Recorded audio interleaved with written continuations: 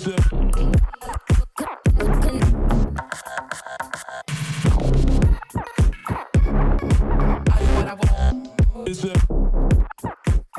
comes out from your bum like a bullet from a gun. Some people think it's funny, but it's really hard to run in diarrhea.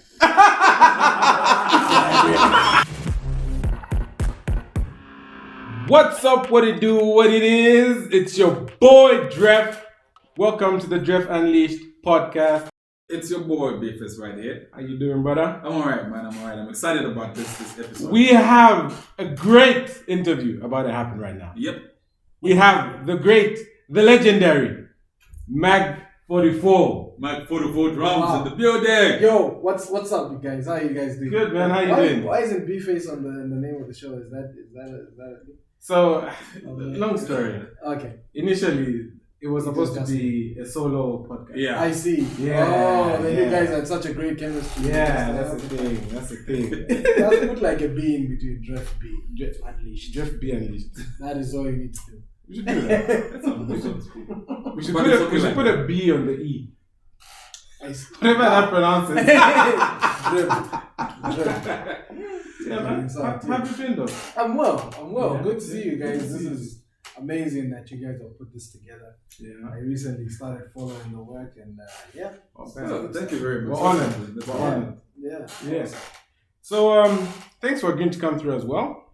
We're gonna start like straight ahead. We're gonna go into it. Okay. Just like that. So we've got some pictures here. Wow. Some fouls. This picture here. Wow. So what you have to do is you have to tell us what was happening. The story behind. Explain the post. So I think this day our music school wasn't too far from this road. It's actually like, I don't know if this is the correct, adjacent to It's it was adjacent, or some people say, to our school. So our school was in what road was that? Smoky Hangala Street. Yes. Okay. So you know, as we were driving to Musicloop, I was like, oh, they started putting these street signs. So it's all Smoky Hangala Street. I'm like, oh wow, that's amazing. So you know, went into the school, did my lessons and stuff. As I was driving out, and so the road is like heading towards my right. Yeah. And I just see the sign and like Charles Mando Street. I'm like, Yeah. that's my papa. That's my daddy. My daddy right there. That's my daddy right there. So you mean you didn't know that this street was there? No. I knew the street was there. Yeah. But it didn't have the name. I see. And the school was there for years. And there was no street names. Next photo. Sure. What was happening This here? was wow. We were at no, this is I swear. What was going on here is I was at an event called, there's an organization called Ukani Manje. Yeah. Basically, Ukani Manje is like HIV awareness organization. So it's a group of artists. And of course, we went to this like workshop retreat where all of us were there. As you can see, that's Esther there. Yeah, it's Esther there. Chungo.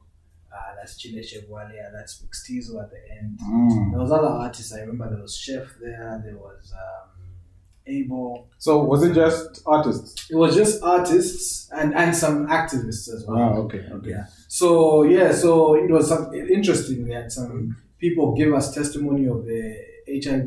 They've had HIV and you know how they're dealing with it and how they're living with it.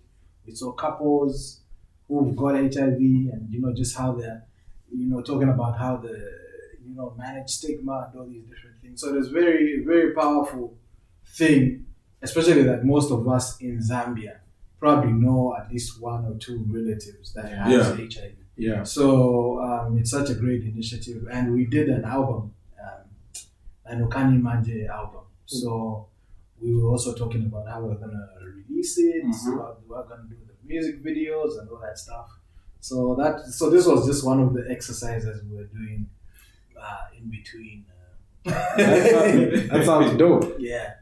What's happening here? This day was so Zambia Breweries had engaged me quite a bit to do to do like stage management, or should I say stage production. Okay. So that's actually one of my biggest jobs. So there's music production, there's stage management, there is the music school, and then there's Mag44. Mag44 is right at the bottom. It's right at the bottom. The production is number one. So stage management, we were doing an event, I think it was called Chills, Bossy Chills. Yeah. And basically these four were the performing acts. So that's the late Dave there. Yeah. Did you ever get to work with him? Just like this. So what we did is we decided to do a song that was gonna be a song that was going to be like, I guess, the theme of the party. Yeah. Oh yeah. That's the song we made. I remember working with Dave. Dave Slap brought Dave to the studio. Like, no, I want this guy on a hook. So I heard his voice and like he was just not like great. So I was like, what was this guy you brought? Yeah. But he was just. I think he was just nervous because the studio can just sort of be a place where yeah. It's true. And it's of course it's Mag. It's Mag. It's Mag. And he was, because the thing is, you can mistake because he's a very humble guy. Oh yeah. Like he's very chilled. You know what I mean? Like, all around very chilled guy. So so sometimes you can sort of take advantage of that and just think, this guy, he doesn't know what he's doing. Yeah. So then the next thing I heard Chef's song, My Ears. Yeah. I was like, is this the same guy? No. In fact, before that, so Slap brought it, and then I was like, this guy, I don't know if he can sing, but anyways. And then the next time, I tell Chef, oh look, I've got a beat. There's a beat I had made for Show Baraka. Yeah. But he just didn't use it. So I was like, okay, I think the only person who I can trust with this beat is you. Is Chef. Yeah. So I called Chef. I'm like, hey, I've got this beat. Do you wanna come? So he's like, yeah, cool. So he comes to the studio and he comes with Dave. I'm like, this guy keeps popping up. What's going on? So then, So now I'm like, okay, cool. Let's put him on the song. So he wasn't popular then. So I kind of felt like, no, you know what? We need a popular person to do the chorus. So that's how we asked J-Rox to say, look, can you do the hook? So I remember J-Rox did a hook. We weren't satisfied with it. Then he did another hook. Then it worked. And that's the Zero to Zari song. Mad jam.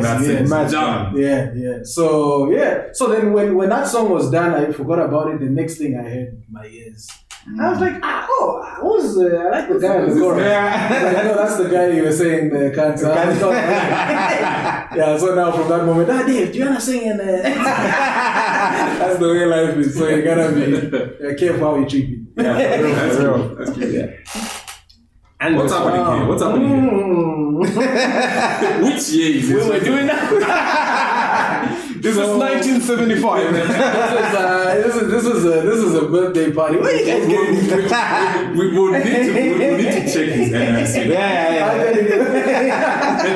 No, you will not check. It needs very close to it. No, to make sure that that doesn't even exist. So I don't know what. So anyway, so for this one, it was Pompey's birthday. Okay. So what happened was Esther did the themed party. Oh. Were they married or were they just engaged? I can't quite remember. But anyway, so so they invited us, told us, let's dress up 80s vibe. And I remember I came, I think, if you look at my t-shirt, it's a Chilangamlilo t-shirt. Oh yeah, it is. So like a woman with something in her head. So now I didn't adhere to the theme of the party. Yes. So now Abel had happened to have an extra bandana, and that's the only thing you rocked the one on. At every themed party, there are always those guys. There's always that guy. Sometimes just casually off guard. Yeah. All right. Hey, we are really open these up. What's happening here? What's happening here? Here, I think. Do you have a fleet? First of all, what year? I do have a fleet. This is a long time ago. This was probably the very start of my career. Yeah. Abo is the one that took this picture actually. So this was in Northmead. I remember this was in Northmead. we used to evangelize there quite a lot. Yeah. Me, Abel, Kenny Rock. Even with Nathan, did you come? Come on, you speak evangelism in the night. He used to come. Come on. Oh, really? Yes, man. Was he evangelizing? Oh, he was evangelizing. We need to know which one you were doing. So we came across the bus, and then I told him, like, oh, take a picture of this. Because obviously I've always known Magnum security, and people, when I would say Magnus, everyone would be like, oh, Magnum security. I'm like, first of all, they just remove the M, put an S. It's Magnus. Yes. Yeah. So yeah, sure. Okay. That was this picture. Hey, that's awesome. Yeah. So Where do you guys get these things from? Foul. There's more in that camera. Yeah, there's more. Don't worry. I am afraid of all this. Do you want us to put in some more? Yeah. So I want us to go to your childhood. I'm not going to ask where you grew up or that. Right. I think people know that already. Right. But there's some significant things that we found out when doing our research, you know? Right. When you the first serious thing that I think we came across was you spoke about bullying Yeah. as a kid. So tell us about that. Like, what was that growing up? Well, bullying is very. I mean, I don't know. I have a kind of weird theory around how I understood, like basically what I feel being bullied is and stuff like that, because I think I've been sort of on both ends of the spectrum where, okay, I wasn't bullied, but I was at a place where people just couldn't bully me because I guess they looked at me and thought, this guy is like, I don't know, I kind of had a bit of an intimidating look when I was a kid. So, like I was, as a rapper, I used to rap in school, so people wouldn't really, like come to me and like bully me. Yeah. But I would say like a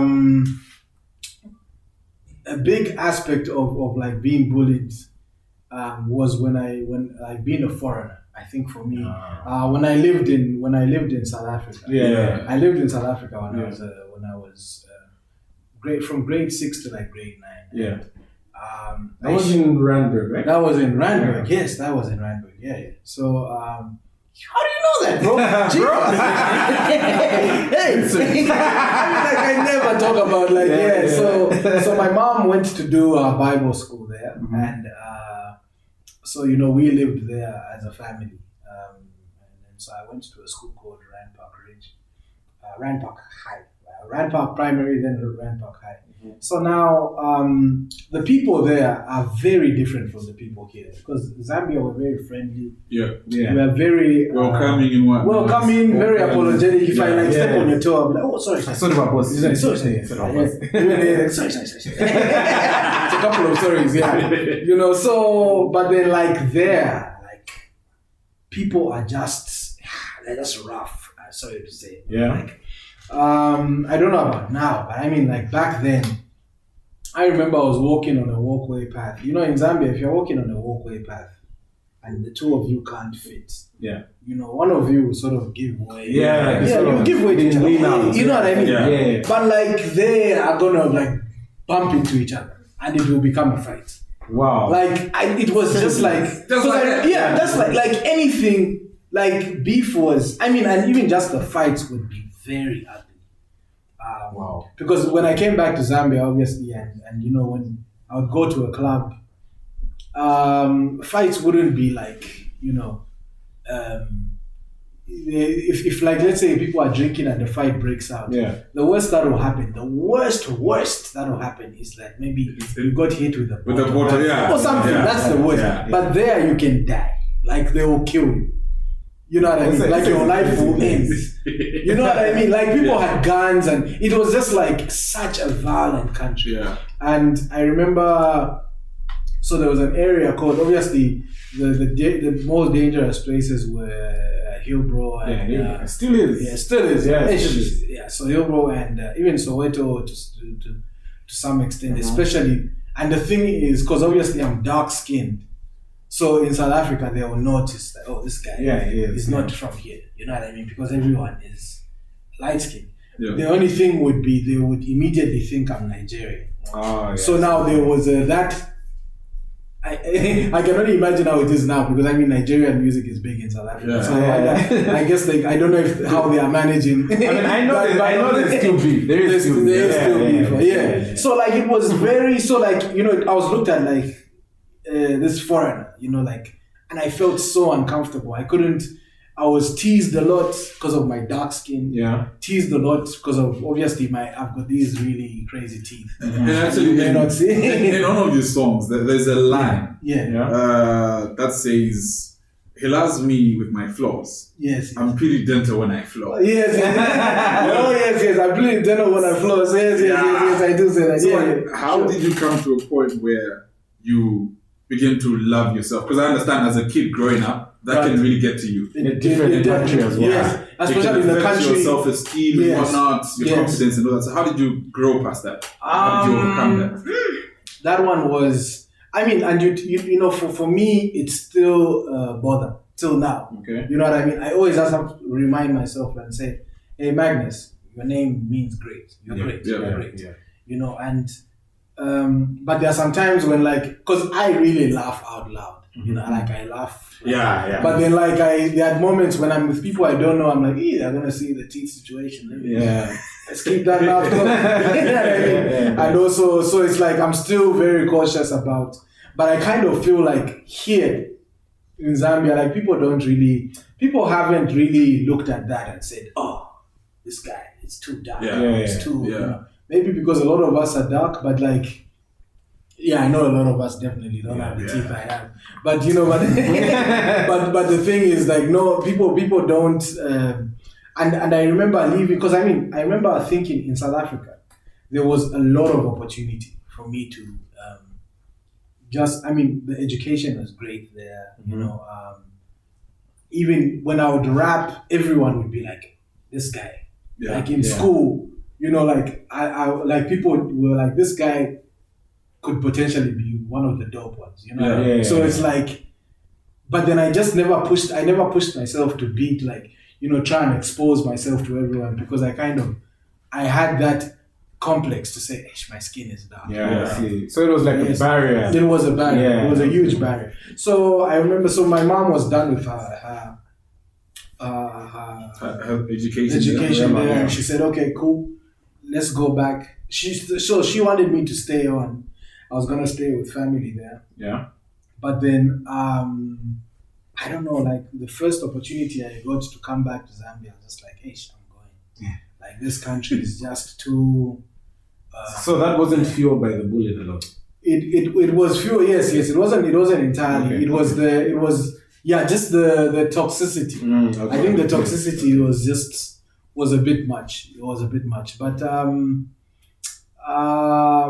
I think that for me it was good for me because there was just a lot of things going on during that time. Because again, even living in a foreign country, you don't want to live in a foreign country when you're not able to support yourself, when you don't have, you know what I mean, and when you don't have money and stuff like that. Yeah.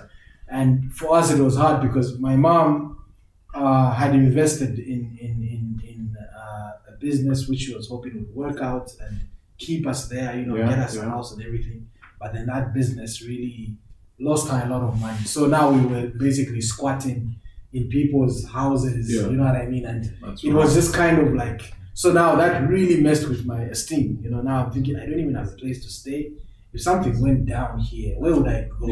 What would I be able to? So coming to Zambia where everyone can speak Bemba. Everyone can speak. So if you want to ask, you can talk to anyone and they'll be able to understand you. And it kind of gave me a sense of, oh man, it really gives you the importance of home. I think a lot of people who are out of Zambia, they feel I'm in a foreign, I want to go home. I know we're a third world country, but my home is home. Our home is home. There's no gym out there. You know what I mean? So for sure. Okay, so now coming back home, so you went to jailbreak when you were in grade 6. At what age did you come back home, or what grade? What's the time period there? So grade 6 came back when I was in grade 9. Okay. So came back in grade 9, went to Jacaranda school. You were at Jacaranda? I was at Jacaranda. Yeah, Jacaranda. Yeah. I was at Jacaranda.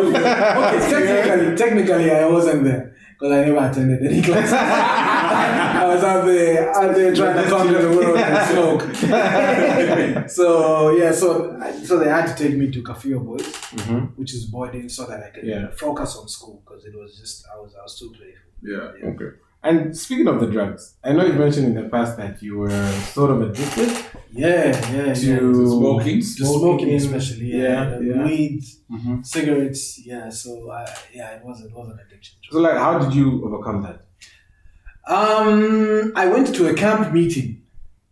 Church camp meeting. Yes. How did you agree to get there in the first place? That's the crazy. So it was. So like I started smoking. That was like in 2002, just after my mom passed on. I started smoking, and did you sorry for cutting you short? Sure. Did you start that as a coping mechanism to deal with the loss? Not necessarily.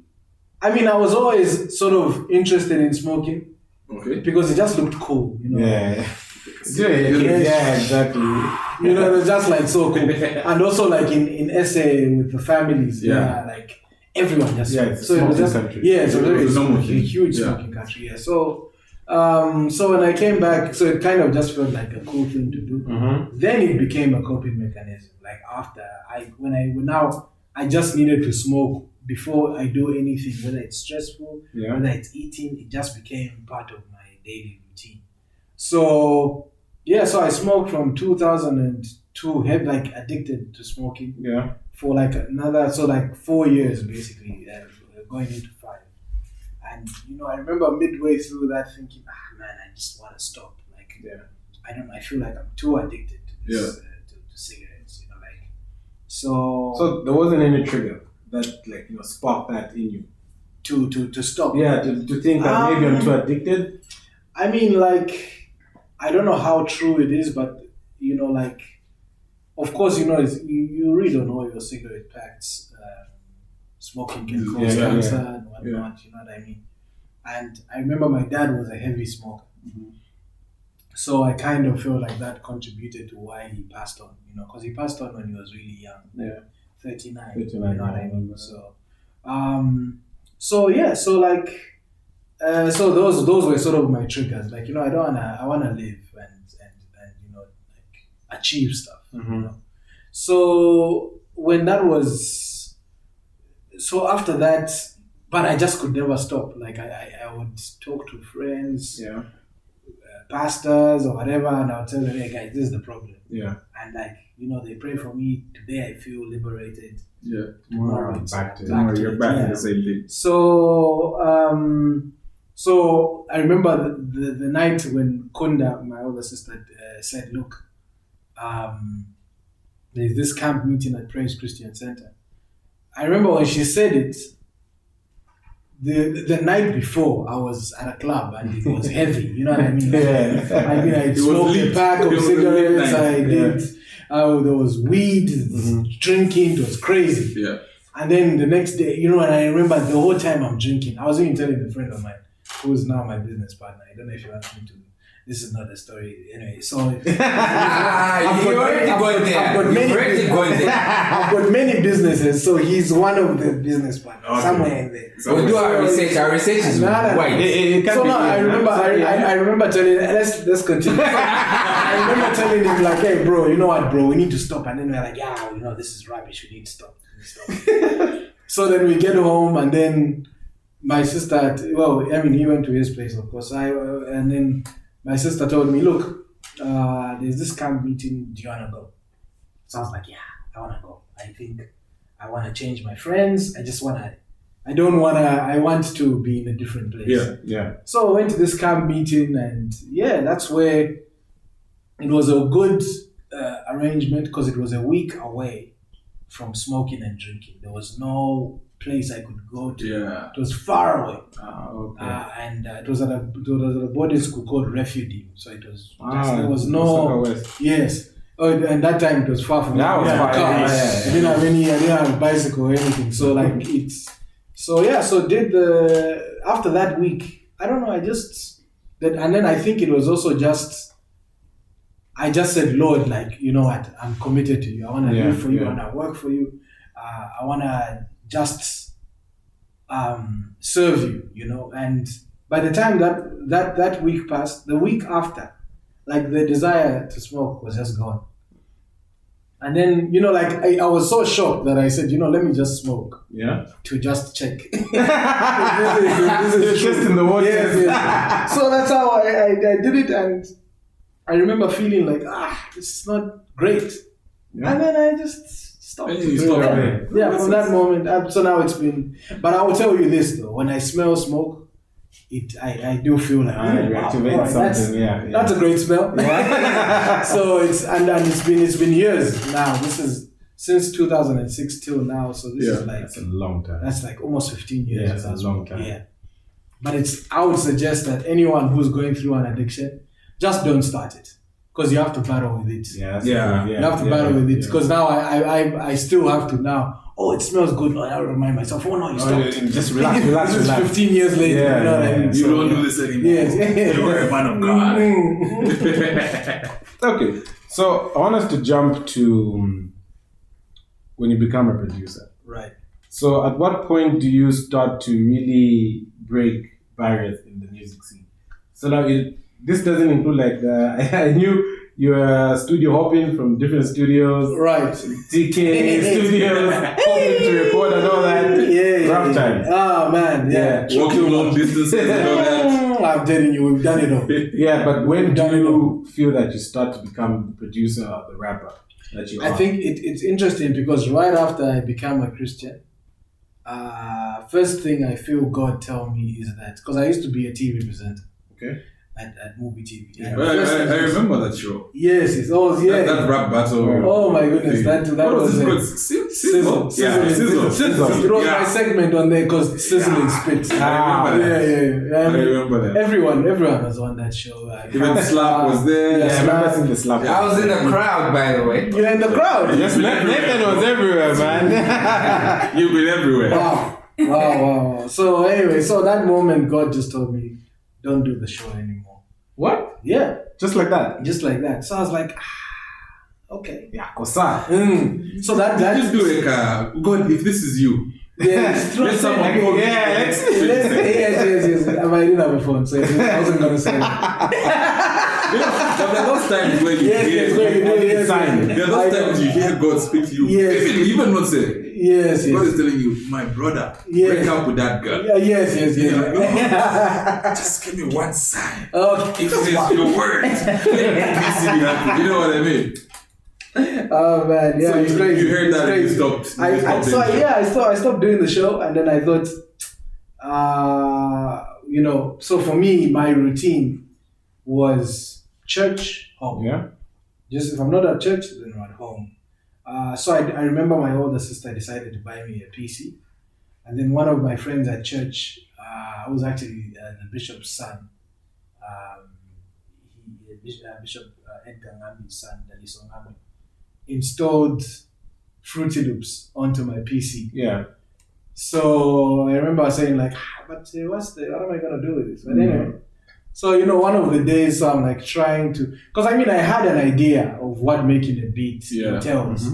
Because of course I used to make beats with who's my current business partner now, Ian. I used to watch TK. Yeah. When I would get there, I used to watch Taz, who's Go Me Records. I remember watching a guy called what was that guy? His name was Wycliffe. He was a producer, not Wycliffe. Not this Wycliffe here. Not Wycliffe. There's a guy called Wycliffe. So I remember watching this. So I kind of knew what goes into making, but then I kind of felt like, no, I'm a rapper. So I kind of felt like, no, if I'm a rapper, I shouldn't produce. You know what I mean? Yeah. But I remember Ian used to tell me like, bro, you can produce. So I'm like, bro, because you see, what would happen is when we are making beats, I would be telling Ian, okay, I want the sound like this, whatever, and then he would plot it and make it. So then he would be like, bro, why don't you just do it yourself? Yeah, why you have the idea. Yes. Why are you giving me the sound? And I would just be denying, like I would say no. So now that moment, God told me two things. One, don't do the show. Two, don't rap. Don't So, rap. yes, don't rap. So I'm like, And the rap only was like thing, the- the only thing I can do is rap. So I kind of felt like, hey, you know what?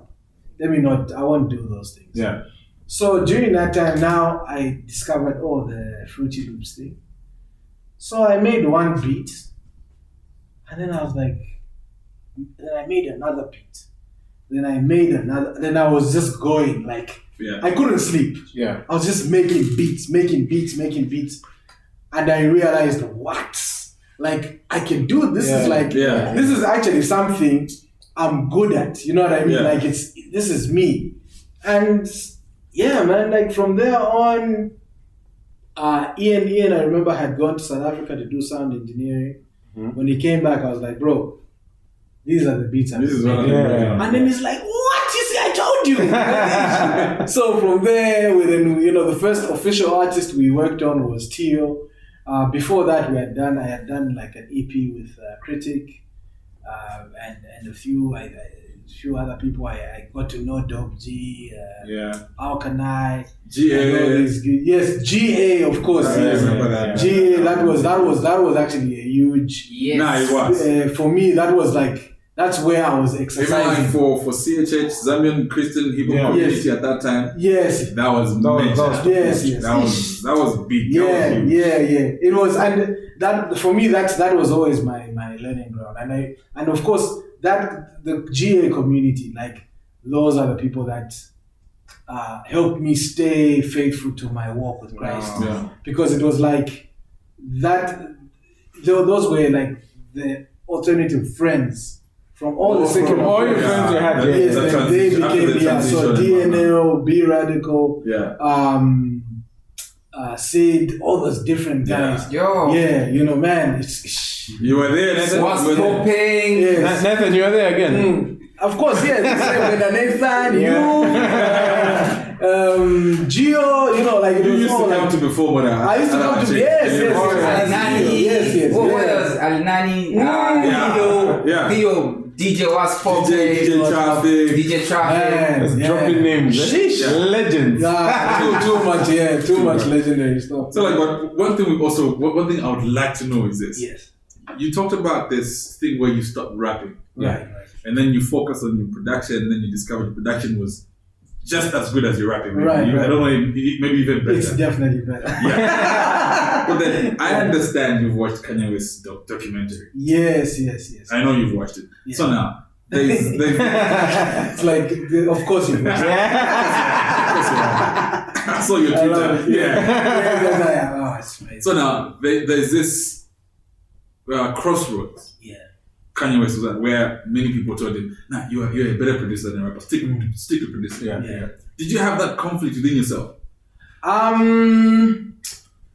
Not really, because you see, the thing is, I love rap, but man, people can rap out there, man. Like, there are people who I know, like, oh man, the way they put words together. Yeah. I'm just like, shh. I mean, when I think of people like even Critic and like Chef, Sampa, Sampa the Great. I mean, people like there are people who can rap. You know what I mean? Even Pompey, like Tim, guys. What am I going to do? Where am I going to? You know what I mean? I mean, I can rap, but not that well. Not that well. I think I'm probably what I feel I am is like a better musician. Okay. I'm a musician. You understand all parts of it. Yes, I understand all parts of it. Okay. I wouldn't say no. I wouldn't try and put myself. I mean, these are people who can just like rap from the top of their head. Yeah. Like they can just put words together immediately. You know what I mean? That's a skill. That's a skill. I'm not even gonna try and say no maybe. I mean, I can't compare the way I make beats to.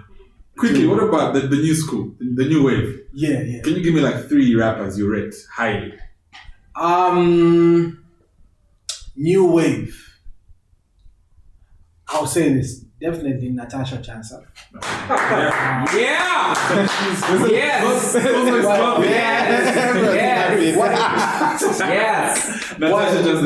Natasha Chansa's Solomon Plate. Yeah. Solomon Plate is watch out for that. Okay. Yeah. Okay. Right now, he's just scratching the surface. I know he's a bad man. He's bad. I mean, and he's a well-rounded. Yeah, artist. he can produce, he can sing, yes, he can write. He would actually be my number one. Like, I mean, like I would say Natasha Chansa because she's one of those people who just didn't give up. You know, like I remember she used to come to the studio, and you know, she's actually on Abel's album as a backing vocalist.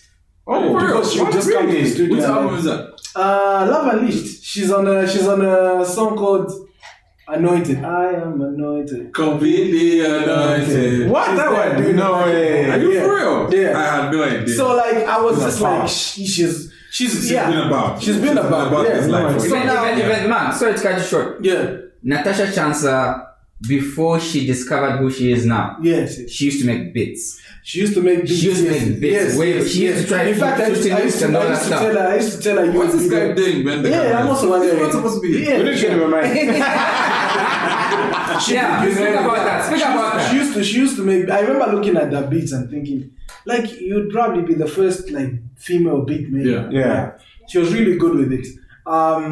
But I think she's also why I like both Solomon and her is because they're very well rounded. Oh They yeah. also They understand music as a. Yeah, so I wouldn't really put them. I wouldn't say, oh, he's a great songwriter. Oh, he's a great singer. Yeah. Okay. She's a great songwriter, singer. But like it's just kind of a well-rounded. I mean, I've seen her play guitar. I've seen her, become like encompass everything Yeah. with music. So that's those two to me would definitely be good. And the third new wave artist you highly rate? I think the thing is with I was gonna put Sampa the Great there, of course, but I don't know if she's. I wouldn't classify. But she does for. But I mean, yeah, but I'm talking about like she's say Sampa the the Great. young folks. Yeah, exactly. You know what I mean? But she's young. young folks. That's a good one. I think it's just those two. Can we leave it at that? Yeah, let's leave it at that for now. Anyone from Coppola? Anyone? Any rapper Anyone from Coppola that you Coppola? rate? Or maybe you haven't been listening to music. Okay, look, let me tell you this. There are many of them who I hate listening to music actually. Are you for real? Yeah. I completely. I just feel like I'm working every time. I'm thinking, why did they play that? Oh, that is so brilliant. Why did I think of that? Yeah. And then it just messes me up. So when I'm chilling, you'll never find me listening to music. Yeah. What do you do? What do you do? I watch Netflix, watch TV. Yeah. I prefer listening to scores like. Sort of deal. Yeah, I love that stuff. Yeah. Okay. But and that's kind of where I would want to go. I would want to. Oh. I do already make scores for the local stuff, the Zumba and the local stuff. How? That's something for Netflix. Though. That's amazing. What? Really? No, hold on. No. It's not confirmed. Okay. No. As in, it's done and stuff, but then I don't think I'm allowed to talk about it. Okay. So that was me blunt. Yeah. Okay. Fine. Fair enough. Yeah, wait. So, how did you get into scores? Scores. I remember. I think you just start doing it, and people just pick it up, and they go to you when they need them. Yeah. The first score I ever did was for a TV show on movie TV called Banja. Yeah, I remember. Remember that? That was me. Yeah. Oh, That was me. Ouch. Legends. The fact that the tune is Yeah. That's the one. Yeah. So that was my first score. Yeah. That was my first score, and I remember Mr. Steven Urenda back then was like, "No, we need to hire you. You need to work here." So I was like, "Now the Lord told me not to work here." Yeah, exactly. So I worked there for like a month. Then I left. I continued with my hiatus. All right. So so basically from that moment on, I think the first score I ever did where I got paid for it, because with that one I wasn't really like paid. Actually, I don't think I was paid at all. Yeah, well, your money. I hope so. My pension or something. Yo, you owe me money. Yeah. Pay up. Pay up. So now those guys, the first people who ever paid me for like music were 365, Media 365. Oh, yeah. So I know. Fred Peary, Freddie Kathy. Banknotes, Kathy, Natasha, Mary, those are amazing people. I love those people so much. So they were doing Club Risky Business. I remember that. I remember Club Risky. So they told me, oh, okay, look, we've got this. How much do you want to charge? I remember thinking, how much do you want to charge per piece of music? So I remember thinking, this is an opportunity, you'll probably do it for free or for 100 kwacha or whatever. Yeah. So now Ian, who came from South Africa, was like, Yeah. I'm going to do it for 500 kwacha each. So. Let's And go. I remember they didn't blink. They just, let's do it. I was like, what? I'm going to be rich! I'm rich! But that money finished in like 3 seconds. But it was just, I mean, for me, that was my first value attachment to my music. I'm like, oh, wow. Okay, let's I realized in that point that, this, you've been producing, for GA, for all these different things, and it has been free, but now you can start making a living out of this. So from that moment on. And any other scores you've made since then? Now there was Love Games, which is the TV show Love Games. I made the score. You did Love Games? Yeah, did Love Games. So like I said, Zuba. Mag44 is another one we've done. We've done scores for what TV is this? Fever. Oh yeah. There's a movie that we're working on. Are we supposed to mention that movie? Nathan, since you are ready. No, Hey, you just mentioned me. I think there is a movie. There's a movie. Yeah, you better watch out for this. It's a dope movie. So Kenny Rock directed it. Kenny Rock. Yeah. Big shout out to Kenny Rock. Yeah, big shout out to Kenny Rock. Kenny, Kenny is one of those, like Kenny is. I really hope we can have him here. Please do have him here. Kenny is Matt will help us. Kenny is very caring. Kenny is very helpful. Like he's an amazing guy. For me, I credit a lot of. In fact, Kenny is one of those people who heard beats from me and said, wow, this is. Yeah, there was some features on Vichani. Yes, in fact, Vichani was. Kenny is the one who said, bro, I don't care what pact you've made with the Lord to not do music. Do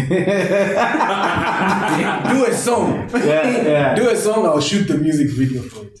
So even if we're not allowed to mention this, shout out to Kenny, even when people see how good the set looks. If you appreciate the set, if you appreciate the production, part of it has come from what I have learned from Kenny. Shout out to Kenny. Shout out to Kenny. Big ups to Kenny. I don't know why you people are not clapping. Salute. Parents got up.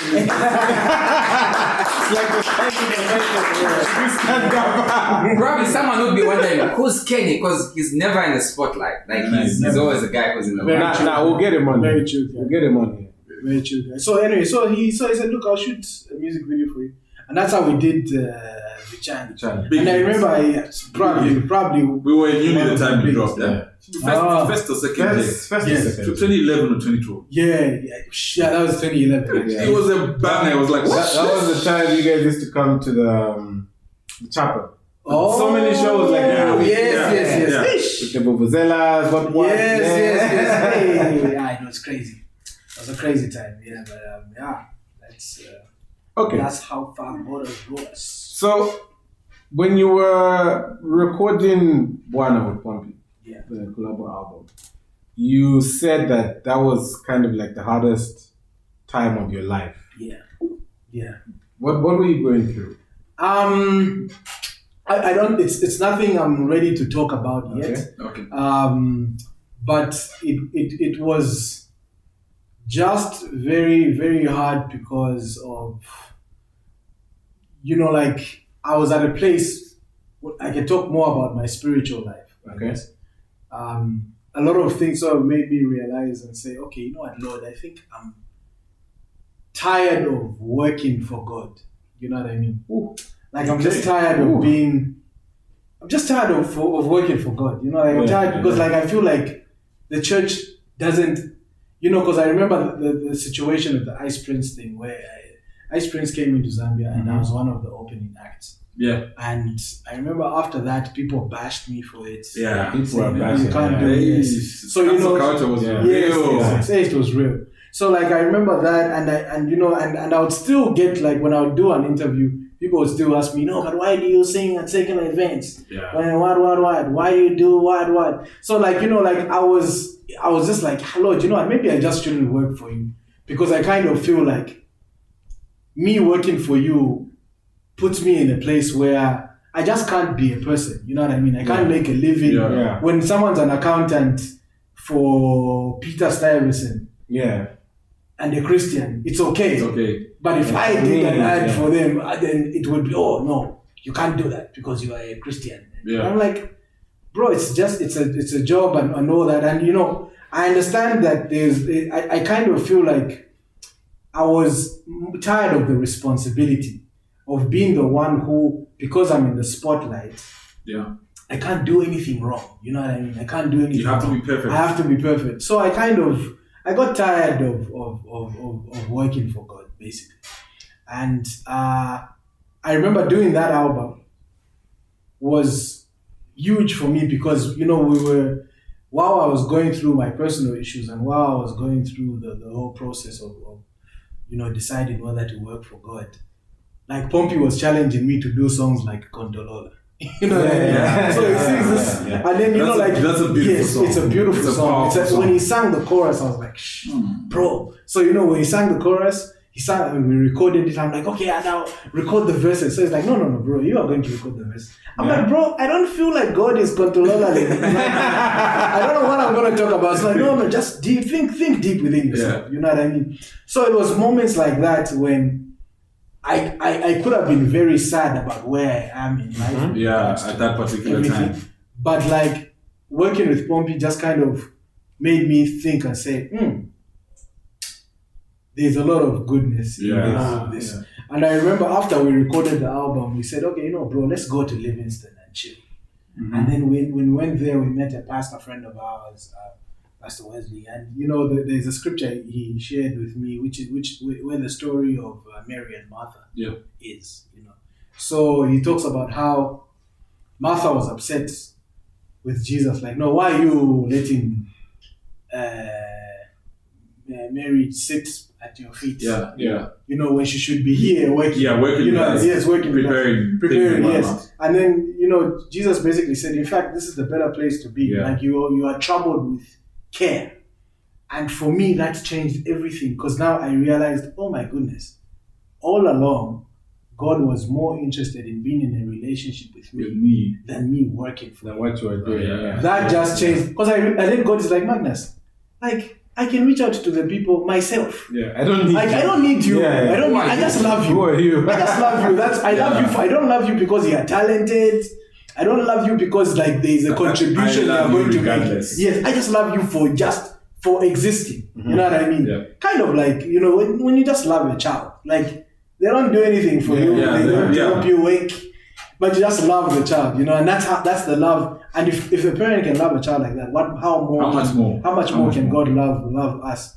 And that just changed everything for me. It changed my perspective of just how I even do my work, my art, and all that stuff. Because it just made me realize that, wow, I don't have to earn God's love. You know what I mean? I just need to have a relationship with Him, talk about my day, talk about my life. And, and to be honest, I have to remind myself, even just having this conversation, it reminds me to say, oh, look, God is actually your father, He's your friend.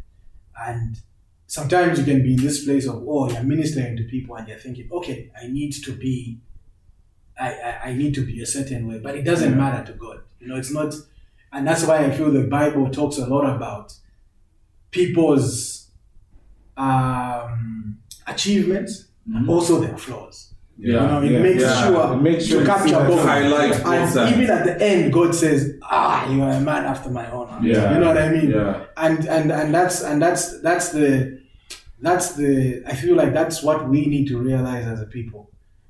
Because sometimes we place too much faith in a human being, Mm-hmm. and when they mess up, your faith is messed up. Messed up as well, yeah. That's not the. That's true. Yeah. So.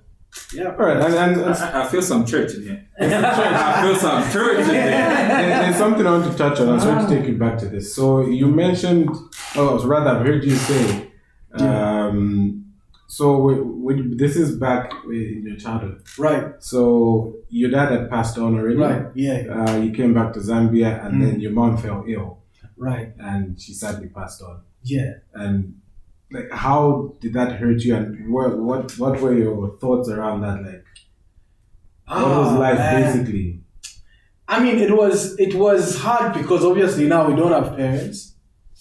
Who's gonna take care of us?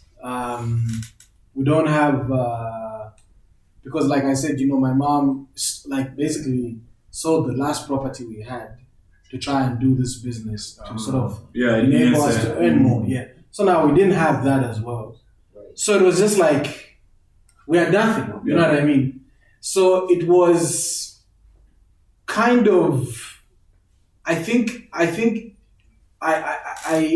was like in a place where like I was trying to establish myself as a person, and I just didn't know how to, because my identity was I had to like find identity in other people. You know what I mean? I had to like sort of be.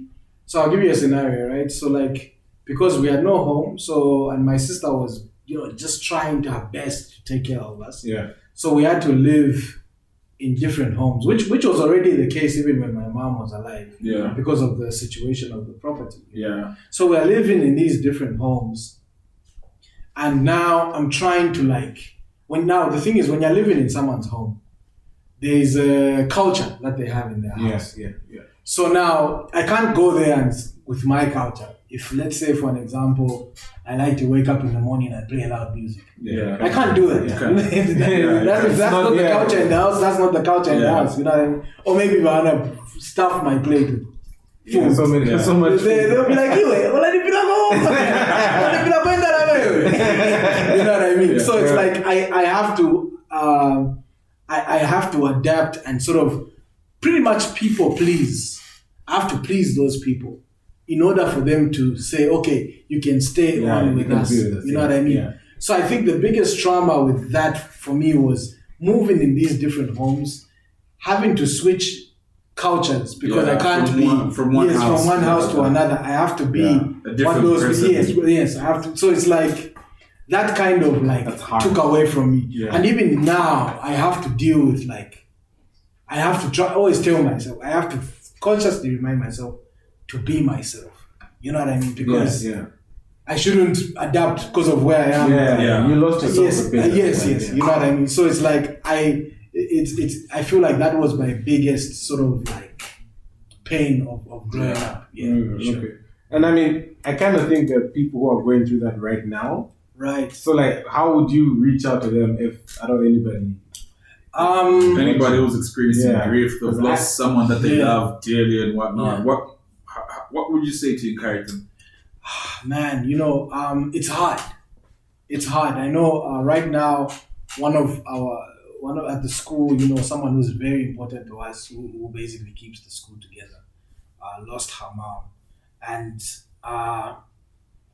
it's really hard to say something to sort of get them out of it. Yeah. It's almost like like when it's like if you're cut somewhere, right? If I give you a real deep cut like on your leg or your arm, I can't just say you'll be alright. Right. You know what I mean? Yeah. I have to like band-aid it, wait until and unfortunately it takes time. Yeah. For especially if it's a big cut. And I mean I think death is one of the biggest cuts.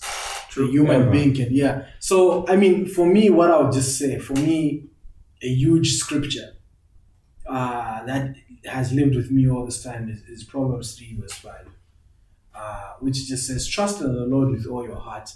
Lean not onto your own understanding. Why this is important to me is because I think our feelings are very powerful. Like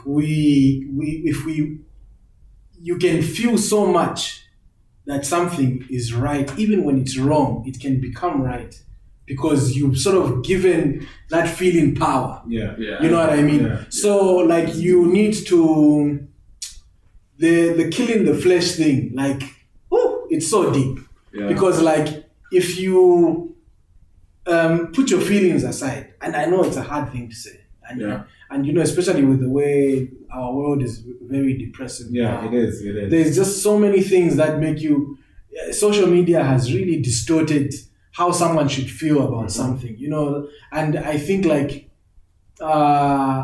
leaning on to, and that's the world and the world's understanding of things. Yeah. And I would say to anyone who's going through a loss, don't use the world's understanding to manage your feelings. Don't. Because the world's understanding is messed up. We're in a messed up world. This world is sinful. This world is selfish. So if you use your feelings to respond in a situation like this, I'll give you a perfect example. When my mom died, I remember feeling sad, but somehow God gave me peace about it. Like, oh, look, your mom is actually with me. She's good. She has served, she has run a race. I mean, my mom was an evangelist, to the hundreds. She's the one who she used to do like preaching in clubs. There used to be a club called Moon City back then. She would go preach in Moon City. Moon City was it was the biggest club in the 80s. Yeah. In the early 90s, yeah. It was on Cairo Road, yes. Cairo Road on... what does the neighbor know? Actually, where Tabernacle David used to be, the church, where it used to be on Indico. That's where the Moon City Club was. And she would go in there and preach and do evangelism. So when she died, God was like, look, Magnus, it's all good. So I was like, oh, okay. I actually felt peace about it. Yeah. But I had friends and cousins who were looking at me like, bro, your mom's dead. Why? Do you want to drink?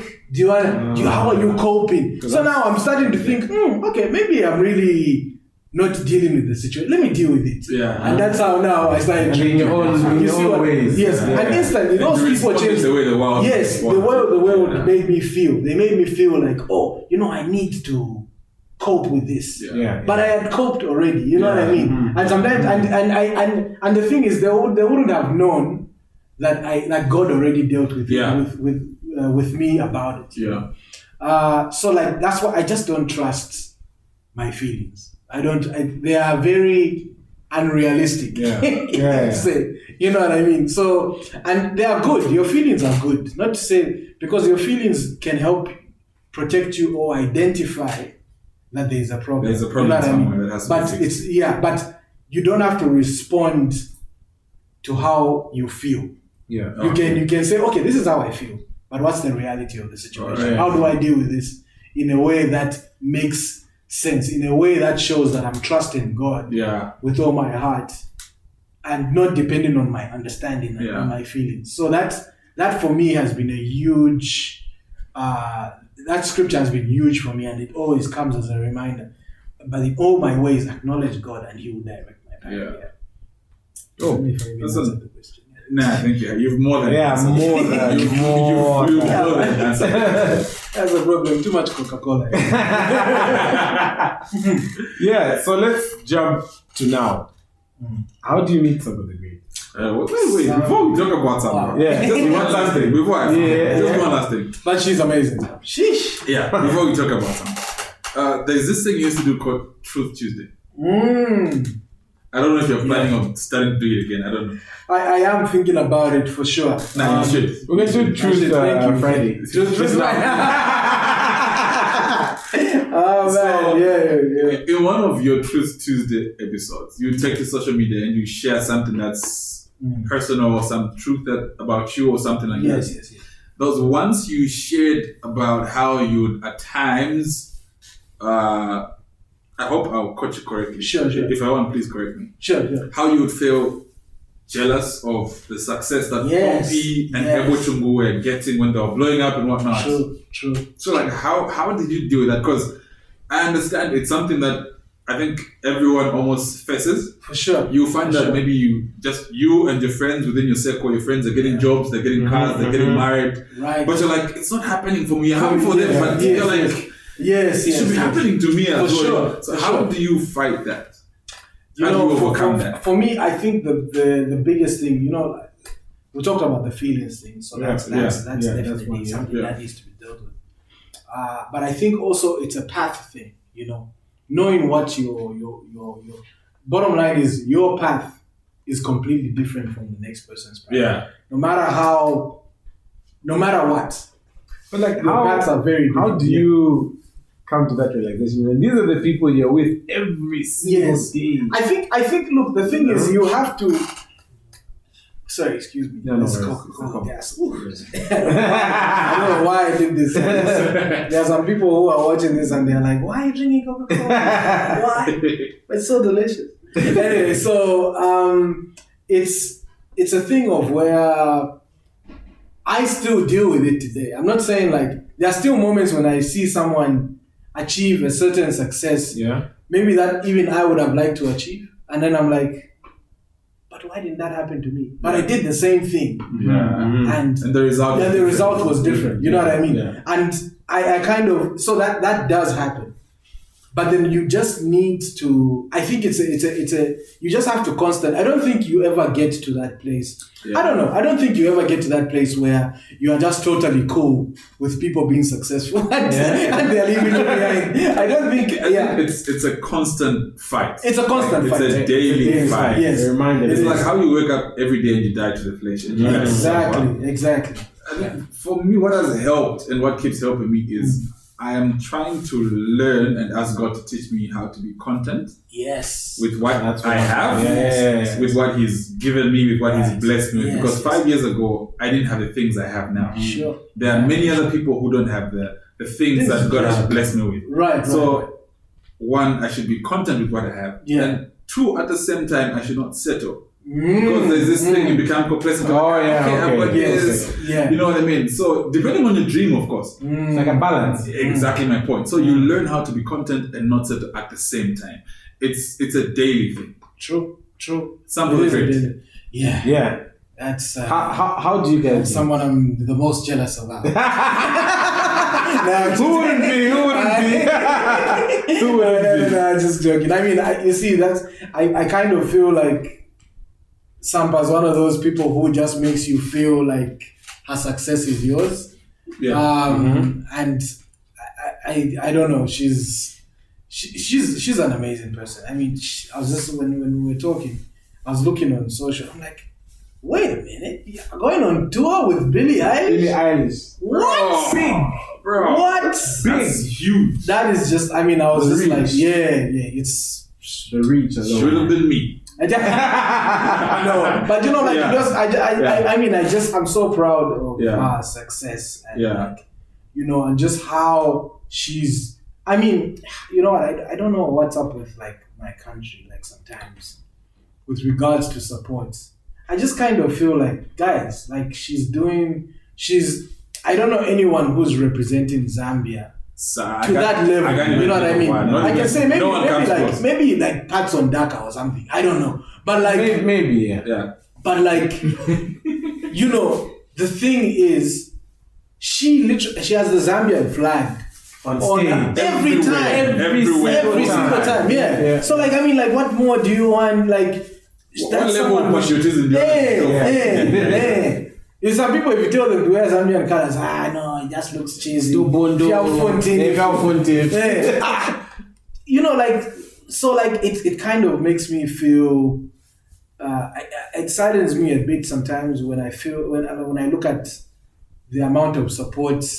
I mean, I think that Zambians are doing a lot to support what she's doing and really cheer her on. Yeah. But I kind of feel sometimes like, there can be more that we can do more. Yeah, we can be more, especially, and I understand, you know, because sometimes with artists, you're sort of thinking, why should I talk about her? I should be talking about myself. Yeah. But like, I just kind of feel like, we need to, the industry, Zambia is a small country, guys. Yeah. We are just Really you know what I mean? You can't compare Nigeria is huge. Yeah. Nigeria, if you do a flop, you'll probably get 1 million streams in a day. If it's a whack song.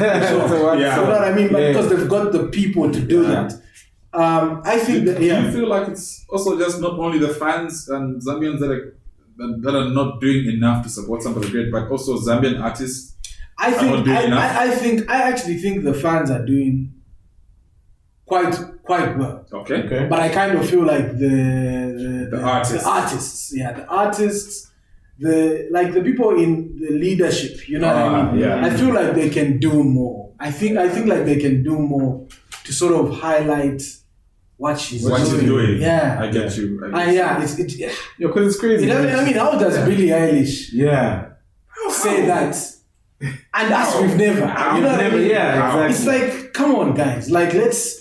And and the thing is, a lot of people will look at me and say, "Oh no, but you're a gospel artist. What are you talking about?" Guys, like, I'm also a Zambian. You know what I mean? Yeah. And the thing is that I want to see Zambian music. And people are saying that about you. Yes. Like, what's with you and secular artists? Because on your album, Mr. Mando, you have James Sakala, you have Wesley, yes. You have Kobe, you have Dope G. A lot of artists that are there. Yeah. And I remember you shared on your Facebook. You took to your Facebook and you explained like, someone asked me why I feature secular artists on my album. Yeah. And it's something that I think we need to get past that discussion, right? Right. And you see, the thing is, for me, when I look at, I think that there's a bigger thing to sort of talk about, and and coming to that realization of my relationship with God. Yeah. For me, that is ultimately how I feel. Because there's no point. There are some gospel artists. There's a gospel artist. He features only gospel singers. Everyone's gospel. But the guy does some messed up things. In the back, that guy should be in prison. You know what I mean? Yeah. So like the thing is like if like you are, that is literally what a Pharisee is. You know what I mean? Yeah. Those are the people Jesus said, no. Yeah. You know what I mean? Don't be so like there are some people who I look like, so like when I'm talking about people like Sampa, people like B-Flow, who are super kind and generous and they look out for people. And I mean, by the way, Dope G is a super Christian. You know what I mean? Like so it's sometimes I kind of feel like sometimes we say, oh, you're a Christian, okay, now you must do gospel music. You must like I think there has to be, people need it's a very big.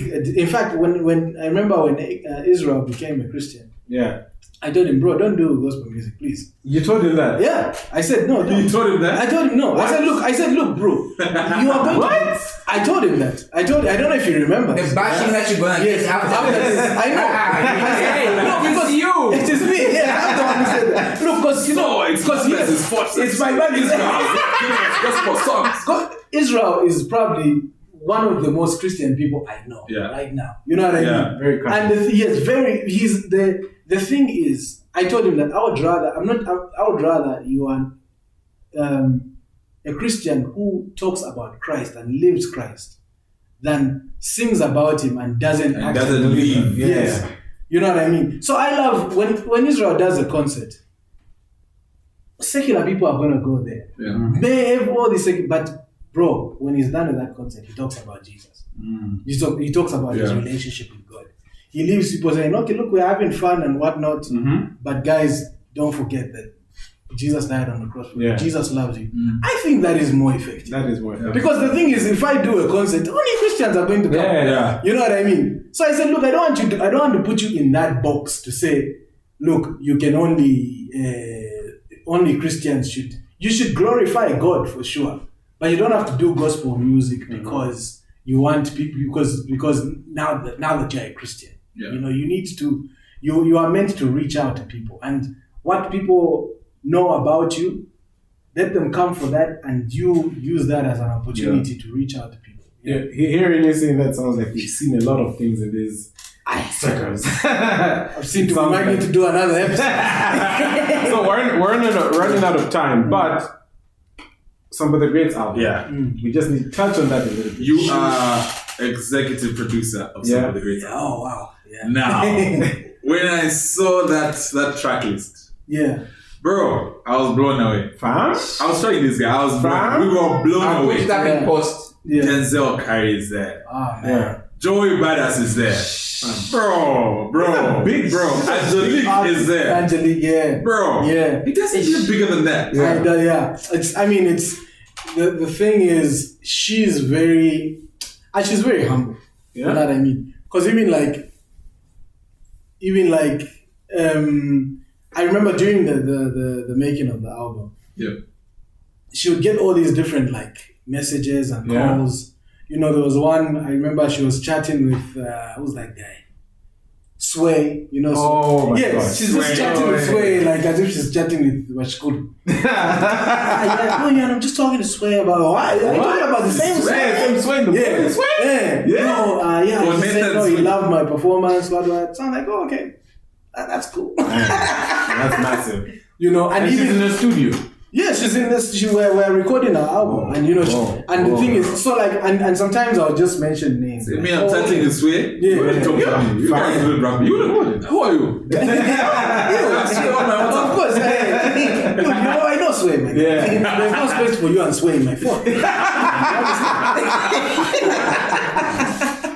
So like it's, and she pulls out names like that, like lots of big names. That she's associated with, and I think, and just the humility where, you know, she hasn't changed she hasn't like said like, no, Shilio Wali, or you know, that she's still very Zambian, you know what I mean? Even when sometimes I work with a lot of these like American artists, and you know, being the Zambian that I am, I'll get intimidated and sort of want to speak like an American. I'm trying to change my accent, want to tweak a little bit. But then like with Sampa, I just feel like I can be totally myself. And what I love about our sessions also is just she's very she really wanted the Zambian sound to come out. You know what I mean? Yeah. And for me, it's huge because I remember I tried to do that with my second album. Yeah, there was a lot of Zamro, a lot of Kalindula and whatnot. And you know, it to me, I feel like that was a great album that people just didn't give a chance. You know, because they just kind of it sounded different from what it is. It was very different from what people were used to. But I kind of felt like this is Zambian music. You know, and I think we need to advance Zambian music. We can't, So, and I love, obviously we're doing it with Sampa this time around. It's we call it hybrid music. So we say, okay, we get this element of Kalindula, get this 808 from hip hop, get this thing, and what do we make this sound? So are there like a lot of samples? We don't sample any specific artist, but we do get the sound. We had a lot of consultation. I remember we recorded the album in like a month, the entire album. Actually, even less. Actually, I think it might have been 2 weeks, because but we talked about it for like 6 months. So the planning, yes. So the planning we're talking about, you know, we're sending. She sends me some tracks. I send her some tracks. We talk about, okay, you know, we can do something with this. We can do something with that. We can do this. Okay, cool. By the time we're going into the studio, we knew exactly everything. There was a roadmap. So we just like making, you know what I mean? Yeah. So I just love that she gave she gave me creative freedom to sort of. Because, you know, sometimes when you're working with an artist, they want a certain genre. They just want, I'm a R&B singer. Yeah. So if you only therefore, you know what I mean? So it's like, but she really opened up and said, okay, look, let's try this. Let's try that. I remember we did about maybe like 24 songs in that 2 weeks. Yeah. That was probably that. It was a lot of work, but it was a joy. Yeah. Like it was. I remember when I would pick up Sam because there was me, Sam Yambe. Sam Yambe was on keys and Sammy was on lead guitar. Yeah. So and of course Ben Blazer was recording. Yeah. So, like, I remember when we would go to the studio, I'll just be happy going to the studio. You know what I mean? Yeah. Sometimes, because I've done this for so long, so it can get boring where like, oh, this work again. Same thing, yeah. But then it was very like, man, the energy was good. We would crack jokes. Yeah. I'm actually surprised we managed to record so many songs. Because we would joke. How we used to joke. Okay. Yeah. So, since we're wrapping it up now, short cut, short mag. Why have you cut me short? Okay. I'm going to have the liberty to ask 2 questions. Wow. Come to the mic. Get a mic. I'm going to have the liberty to ask 2 questions. Yeah. Firstly, you talked about Ben Blazer. Yeah. How easy is it working with fellow Zambian producers? Because I know he's a producer, he's in a competition and all that stuff. Yes. That's the first thing. Yeah. Let's get into that. Ben Blazer is an amazing person.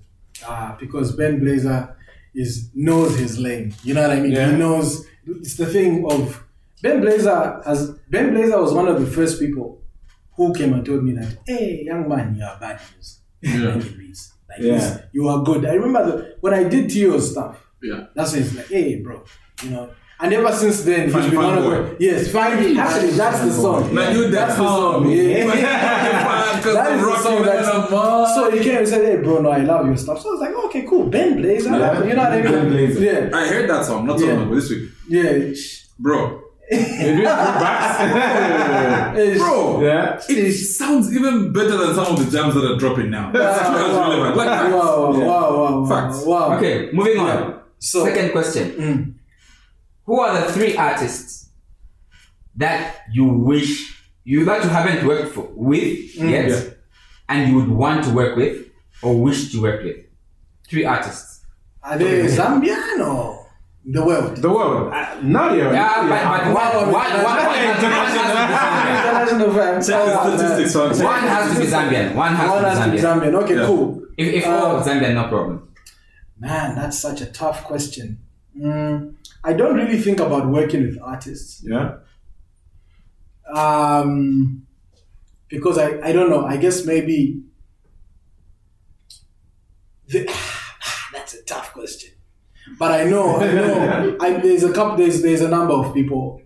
Now the problem with this answer is that it might be people that I'm in the studio with, and the whole time I'm just wondering, wow.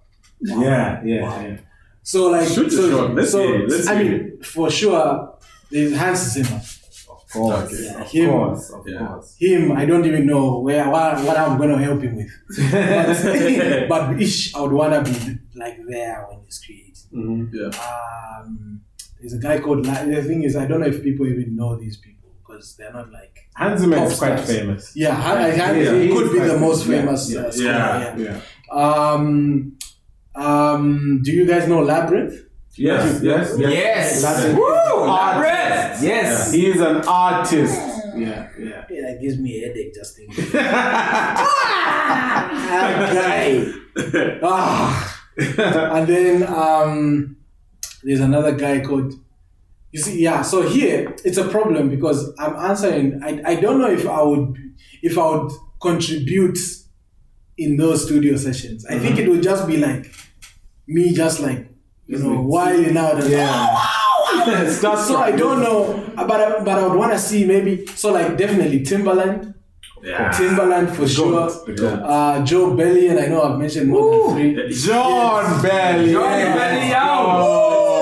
was going to kick you out if you didn't mention Joe Belly. So like I would want to see like, okay, if I made a beat with Timbaland, and like I added my Zambian stuff to his. Jesus. Bananas. Is Lord. Oh my God. Well, it's all right. Zambian. One final question. It's really making me feel. No, he's worked with all the Zambians. No, he hasn't worked with the Zambian. Any Zambian you haven't worked with that. I think I've worked with every. I don't know if even just someone you say, I'd like to make a beat for this guy or this girl. Zambian. Who hasn't he worked with? That's the question. Actually, I don't think I haven't really worked with Natasha Chance. I would want to. I think she's someone who I would like to work with. Someone I love to work with is Chef Wendy. Yeah?